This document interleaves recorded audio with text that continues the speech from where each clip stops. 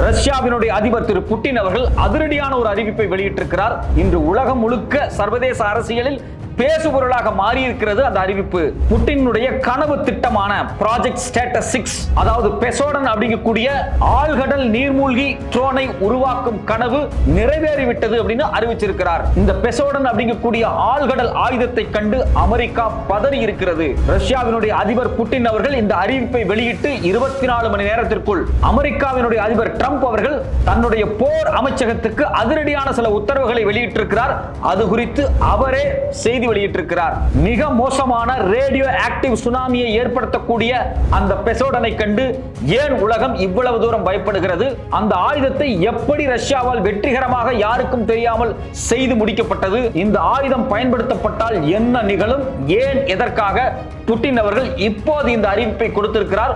ஒட்டுமொத்த சர்வதேச அரசியலும் எப்படி பெசோடனுக்கு பிறகு மாறி இருக்கிறது? கடந்த 3 நாட்களாக உலகம் முழுக்க சர்வதேச அரசியலில் மிகப்பெரிய விவாதமாக மாறி இருக்கக்கூடிய ஒரு பெயர் என்ன அப்படின்னா பொசைடன். ரஷ்யாவினுடைய அதிபர் வெளிப்படையாக நாங்கள் உலகத்தில் மிக சக்தி வாய்ந்த ஆழ்கடலில் செல்லக்கூடிய மிக முக்கியமான அணு ஆயுத மிசைலை கண்டுபிடித்ததாக அறிவித்திருக்கிறார். பெசோடன் அப்படிங்கக்கூடிய இந்த கருவி, இந்த மிசைல், இந்த அணு ஆயுதம் குறித்து தான் இன்னைக்கு உலகம் முழுக்க பரபரப்பாக பேசிக் கொண்டிருக்கிறார்கள். குறிப்பாக அமெரிக்காவினுடைய அதிபர் ட்ரம்ப் அவர்கள் வெளிப்படையான சில செய்திகளை வெளியிட்டிருக்கிறார். ஒட்டுமொத்தமாக வெஸ்டர்ன் ஃப்ரண்டே ஒரு பிரஷருக்கு உள்ளாயிருக்கு அப்படிங்கிற செய்தி தான் இன்னைக்கு சர்வதேச பத்திரிகைகள் தொடர்ச்சியாக எழுதிக்கிட்டு இருக்காங்க. இது போன்ற அணு ஆயுதங்களை மையமாக வைத்து பல ஏவுகணைகளோ இன்னும் சில கருவிகளை தயாரிக்கும் போது அந்த நேரத்தில் ஏற்படக்கூடிய விவாதத்தை எல்லாம் தாண்டி இந்த பெசோடனை கண்டு ஒட்டுமொத்தமாக உலகமே பயந்திருக்கு அப்படின்னு தான் சொல்றாங்க. உண்மையிலே பெசோடன் அப்படிங்கக்கூடிய கருவியை ஏன் ரஷ்யா இப்ப லான்ச் பண்ணாங்க? இந்த கருவி வெடித்தால் என்ன நடக்கும்? இதை கண்டு ஏன் அமெரிக்கா சார்ந்த, நேட்டோ சார்ந்த வெஸ்டர்ன் பவர்ஸ் இந்த அளவுக்கு பயப்படுறாங்க அப்படிங்கிறது குறித்து பார்ப்பதற்கு முன்னாடி அடிப்படையில் அணு ஆயுத யுத்தங்கள் அப்படிங்கிறது கடந்த 30 ஆண்டுகளாக ஏன் நிறுத்தி வைக்கப்பட்டுச்சு அப்படிங்கிற ஒரு கேள்வி இருக்கு. எல்லா நாடுகளுமே, குறிப்பாக அணு ஆயுதத்தை கையாளக்கூடிய இல்ல அணுசக்தியை கையாளக்கூடிய எல்லா நாடுகளுமே அணு ஆயுதத்தை மையமாக வைத்து மிசைல்களை உருவாக்குவதோ இல்ல சப்மரைன்களை உருவாக்குவதோ இல்ல சில கருவிகளை உருவாக்குவது அப்படிங்கிறது தொடர்ச்சியா நடந்துட்டு தான் இருக்கு. அதாவது புதிய நாடுகள் யாருமே யுரேனியத்தை என்ரிச் பண்ணிடக்கூடாது, அணு ஆயுதத்தை தயாரித்திடக்கூடாது அப்படிங்கிறதுல அமெரிக்கா மாதிரியான மேலை நாடுகள் வந்து ரொம்ப தெளிவா இருக்கிறாங்க. ஆனா அவங்களுக்குள்ள அவங்களுடைய ராணுவம் குறித்தான அனைத்து விஷயத்தையுமே அவங்க R&D மூலமாக என்ரிச் பண்ணிட்டே தான் இருக்காங்க. இது காலங்காலமா நடந்துகிட்டு தான் இருக்கு. ஆனா நேரடியாக அணு ஆயுதம் குறித்து பேச்சுவார்த்தை அப்படிங்கிறது கடந்த 30 ஆண்டுகளாகவே இல்ல. குறிப்பாக 1990 சோவியத் ரஷ்யாவினுடைய வீழ்ச்சிக்கு பிறகு, அதாவது அமெரிக்காவுக்கும் சோவியத் ரஷ்யாவுக்கும் நடந்த இந்த கோல்ட் வார் பீரியட், இந்த பனிப்போர் காலகட்டம் இருக்கு இல்லையா, அந்த பனிப்போர் காலகட்டம் 90களுக்கு பிறகு சோவியத் ரஷ்யாவினுடைய வீழ்ச்சியோடு அது ஒரு முடிவுக்கு வருது. அதுக்கு பிறகு பாத்தீங்க அப்படின்னா நேரடியான ஒரு யுத்த களமாகவோ ஒரு யுத்த உரையாடலாகவோ இல்ல பனிப்போராகவோ இதுவரைக்கும் இல்லாம இருந்துச்சு. ஆனா 2022 ரஷ்யாவுக்கும் உக்ரைனுக்கும் இடையில யுத்தம் துவங்கப்படுது. அதாவது உக்ரைனுடைய எல்லைகளை ரஷ்யா வந்து பிடிக்கிறாங்க. அதுக்கு பிறகான உலக ஆர்டரே மொத்தமாக மாறுகிறது. அது இன்னும் ரொம்ப துல்லியமாக சொல்ல போனா ரஷ்யா தனித்து நின்று உக்ரைனை எதிர்த்து சண்டை போட்டுட்டு இருக்காங்க. உக்ரைனுக்கு மிகப்பெரிய பலமாக நேட்டோ நாடுகள் வந்து நிக்கிறாங்க. நேட்டோ நாடுகள்லாம் அமெரிக்காவின் தலைமையில் இயங்கிக்கிட்டு இருக்கக்கூடிய நார்த் அட்லாண்டிக் ட்ரீட்டி ஆர்கனைசேஷன் அப்படின்னு சொல்லி ஐரோப்பிய நாடுகளுடைய ஒரு மிகப்பெரிய ராணுவ கூட்டமைப்பு. சோ இவங்கெல்லாம் ஏன் நிக்கிறாங்க அப்படின்னா அடிப்படையில் இந்த சண்டைக்கு மையமே நேட்டோ தான். நேட்டோ அப்படிங்கிறது ஐரோப்பிய நாடுகளுடைய ஒரு கூட்டமைப்பு. அந்த காலகட்டத்தில் பாத்தீங்க அப்படின்னா பனிப்போர் காலகட்டத்தில் வார்சா பாக்ட் அப்படிங்கக்கூடிய கூட்டமைப்பு ரஷ்யா, அதாவது USSR வச்சிருந்தாங்க. இந்த 2 கூட்டமைப்புமே எதுக்காக உருவாக்கப்பட்டுச்சு அப்படின்னா ராணுவ ரீதியான தங்களுடைய எல்லைகளை பாதுகாத்துக் கொள்வதற்காக தான் உருவாச்சு. சோவியத் ரஷ்யா வீழ்ச்சி அடைந்ததுக்கு பிறகு அந்த வார்சா பாக்ட் அப்படிங்கிறது ஒரு முடிவுக்கு வந்துருச்சு. ஆனா அமெரிக்கா தன்னுடைய நேட்டோ ராணுவ பலத்தை தொடர்ச்சியாக அதிகப்படுத்தி கொண்டே இருக்கிறாங்க. குறிப்பாக ரஷ்ய நாடுகளுக்கு எல்லையில் இருக்கக்கூடிய நாடுகள் USSR கட்டமைப்பு இருக்கும்போது ரஷ்யாவோடு இணைந்திருந்த நாடுகள் இப்ப பிரிஞ்சு தனியா போயிருப்பாங்க இல்லையா, ரஷ்யாவினுடைய அண்டை நாடுகள். அது எல்லாத்தையும் நேட்டோவினுடைய ராணுவ கட்டுப்பாட்டுக்குள்ள கொண்டு வந்து ரஷ்யாவை சுற்றி தன்னுடைய ராணுவ தளவாடங்களை நிறுத்துவதற்காக பல காலமாக அமெரிக்கா தொடர்ச்சியாக முயற்சி பண்ணி கொண்டே இருக்கிறார்கள். அதனுடைய முக்கியமான அஜெண்டா தான் ரஷ்யாவை சுற்றி இருக்கக்கூடிய ஒவ்வொரு நாடுகளையும் நேட்டோக்குள்ள கொண்டு வருது. அந்த வரிசையில் உக்ரைனை நேட்டோக்குள்ள கொண்டு வரதுக்கான முயற்சிகளை இவங்க தொடர்ச்சியாக செஞ்சாங்க. நீங்க நேட்டோக்குள்ள போக கூடாது, அப்படி போனா ரஷ்யாவினுடைய ஒட்டுமொத்த பாதுகாப்பும் கேள்விக்குள்ளாகுது அப்படின்னு தான் ரஷ்யா நேரடியா உக்ரைன் மேல வந்து தன்னுடைய யுத்தத்தை துவங்குறாங்க. அந்த யுத்தம் இந்த 3 ஆண்டுகளாக நடக்கிறது. அந்த யுத்தத்தை முடிவுக்கு கொண்டு வருவதற்கு பல பேர் முயற்சிச்சு ஒரு மிகப்பெரிய தோல்வி அடைஞ்சிருக்கு. குறிப்பாக யாரெல்லாம் ரஷ்யாவுக்கு உதவுறாங்களோ, அதாவது முதல்ல ரஷ்யா மீது பொருளாதார தடை, அதுக்கு பிறகு ரஷ்யாவோடு இணைந்து இருக்கக்கூடிய இந்தியாவா இருக்கட்டும், சீனாவா இருக்கட்டும், இவங்க எல்லாம் பெட்ரோலியம் பொருட்கள் இறக்குறாங்கன்னு சொல்லி எல்லா நாடுகளையும் மேல வரி போட்டாங்க, நெருக்கடி கொடுத்தாங்க. ஆனா எதுவுமே ஒர்க் அவுட் ஆகல.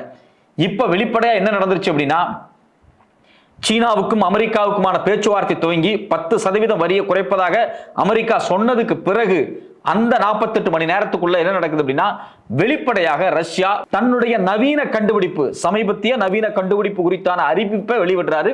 அதுக்கு பேர் பொசைடன். அந்த பொசைடன் குறித்தான அறிவிப்பு அவர் எங்க வெளியிடுறாரு அப்படின்னா, அதான் ரொம்ப ரொம்ப கவனிக்கப்பட வேண்டிய விஷயம். அதாவது ரஷ்யா உக்ரைன் யுத்தத்துல பாதிக்கப்பட்டு மருத்துவமனையில் இருக்காங்க இல்லையா, அந்த சோல்ஜர்ஸ் இருக்கக்கூடிய மருத்துவமனையில வச்சு இந்த அறிவிப்பை வெளியிடுறார். கூட வந்து பாத்தீங்க அப்படின்னா நியூக்ளியர் சயின்டிஸ்டும் ராணுவ வீரர்களும் இருக்கிறாங்க. அவங்களோட டீ, காஃபி, பிஸ்கெட் சாப்பிட்டுட்டு வெளிப்பட என்ன சொல்றாருன்னா, பொசைடன் உலகத்தில் யாரிடமே இல்லாத அளவுக்கான ஒரு nuclear missile, under water nuclear missile, கிட்டத்தட்ட 3000 அடிக்கு அடியில கடலுக்குள்ள யாராலையும் கண்டுபிடிக்க முடியாத அளவுக்கு, எந்த ரேடாரிலும் சிக்காத அளவுக்கு உலகத்தில், அதாவது இந்த பூமி பந்தில் எந்த மூலையில் இருக்கக்கூடிய எந்த நகரத்தை வேண்டுமானாலும், எந்த துறைமுகத்தை வேண்டுமானாலும், எந்த ராணுவ தளத்தை வேண்டுமானாலும், எந்த நேவி அதாவது கப்பற்படையை வேண்டுமானாலும் சுக்குநூறாக அழித்து ஒளிப்பெற அளவுக்கு பவர் கொண்ட நியூக்ளியர் அண்டர் வாட்டர் மிசைலை அவங்க உருவாக்கிறது குறித்தான அறிவிப்பை வெளியிட்டு இருக்காங்க.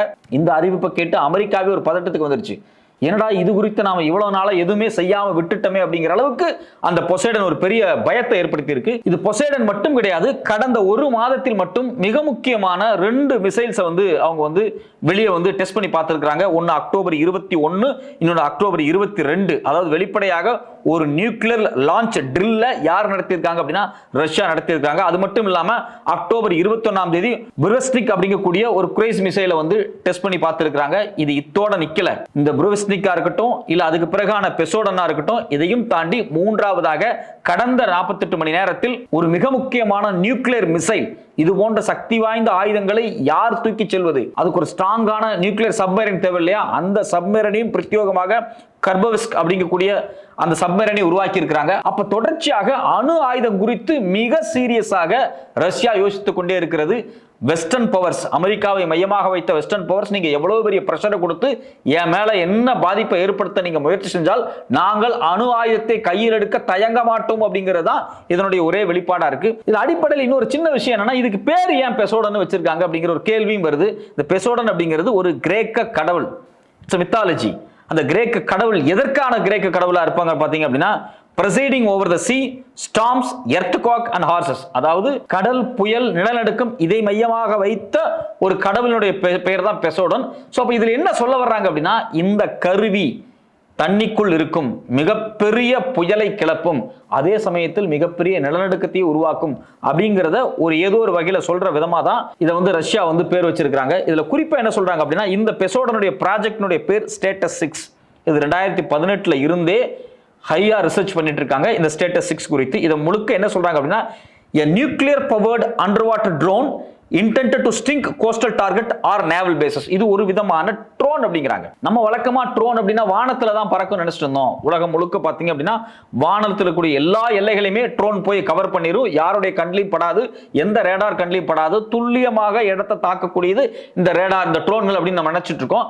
மேல மட்டும் கிடையாது, தண்ணிக்கு உள்ளேயும் எங்களால ட்ரோன் அனுப்ப முடியும் அப்படிங்கறத இன்னைக்கு ரஷ்யா நிரூபிச்சிருக்காங்க. அப்ப இவ்வளவு முக்கியமான அந்த ட்ரோனை தண்ணிக்கு அடியில ஆழத்துல 3000-4000 அடி கீழே எப்படி எந்த கருவியை பயன்படுத்தி அதை தூக்கி சுமந்து கொண்டிருக்கிறது இருக்கு இல்லையா, அதுக்குன்னு ஒரு பிரத்யேகமான சப்மரைன் வேணும் இல்லையா, அப்படிப்பட்ட பெல்கிரோடோ அப்படிங்கக்கூடிய ஒரு சப்மரைனையும் உருவாக்கி இருக்கிறார்கள். அது ரொம்ப ரொம்ப ரொம்ப வலிமையான சக்தி வாய்ந்த வேகத்தில் போகக்கூடிய சப்மரைன் அப்படிங்கிறாங்க. இந்த பெசோடனுடைய கேலிபர் என்ன அப்படின்னு சில பேர் கேட்கிறாங்க. சரி, இந்த பெசோடனுடைய அமைப்பு என்ன, அதனுடைய பலம் என்ன அப்படிங்கிறது பல கேள்விகள் எழுந்திருக்கு.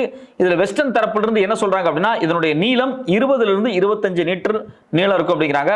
அதனுடைய வித்து பாத்தீங்க அப்படின்னா 1.5 to 2 மீட்டர்ஸ் வித்து இருக்கு அப்படிங்கிறாங்க. ஒரு மணி நேரத்துக்கு 185 கிலோமீட்டர் வேகத்துல இது போகும். அது மட்டும் இல்லாம துல்லியமாக 3280 அடிக்கு கீழே போகக்கூடிய ஒரு முக்கியமான ஒரு ட்ரோன், அதுன்னு சொல்ல போனா மிசைல்னு சொல்லலாம். இந்த பொசைடனை தூக்கி சுமக்கிறதுக்காகவே பிரத்யேகமான ஒரு அணு ஆயுத சப்மரைனை உருவாக்கி இருக்கிறாங்க.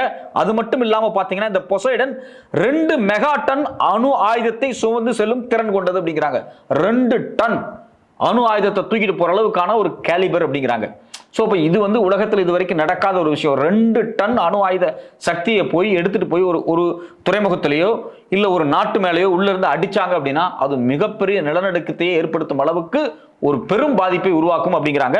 இதை விட முக்கியமான விஷயம் என்ன சொல்றாங்க அப்படின்னா, அந்த கடலோர பகுதிகளில் போய் அடியிலிருந்து இவங்க செலுத்தி அதை வெடிக்க வச்சாங்க அப்படின்னா மிகப்பெரிய சுனாமி ஏற்படும் அப்படிங்கிறாங்க. அதை ஒரு சாதாரண சுனாமியா சொல்ல, ஒரு கதிர் இயக்க சுனாமி அப்படிங்கிறாங்க. அதுக்கு பிறகு இப்படிப்பட்ட தாக்குதல் நடந்ததுக்கு பிறகு பல 100 வருடத்துக்கு அந்த நகரத்தை திருப்பி கட்டி எழுப்பவே முடியாது அப்படிங்கிறாங்க.